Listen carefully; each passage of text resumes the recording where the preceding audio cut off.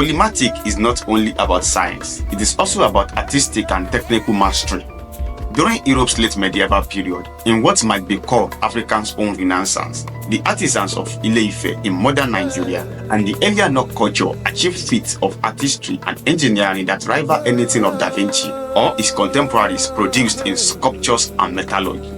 The Yoruba holy city of Ile-Ife from 1100 to 1400 CE was the center of an extraordinary flourishing of arts. Ife artists produced life-size heads and figures cast in bronze and brass using the lost wax technique. These sculptures are astonishing for their naturalism and precision. The faces have delicate features, serene expression, and even pores and scarification marks rendered in detail. One brass head discovered in Ile-Ife, now in the British Museum, is so refined that when it was first presented to Europeans in the early 20th century, scholars could not believe it was African-made. In fact, the features were so realistic that wide theories arose. Some claim that Ife's art must have Greek influence and even that Ife was the lost city of Atlantis. Of course, these claims were baseless. The art of Ife was wholly African and emerged from a continuous local tradition. Modern art historians rightly recognize Ife bronze as one of the highest achievements of world arts. Why mention this in a video about polymaths?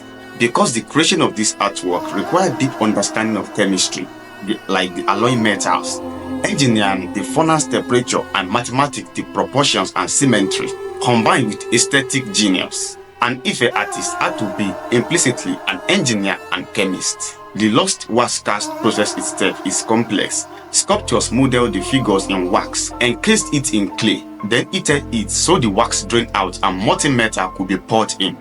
Mastery of this technique in Ife indicates significant empirical knowledge.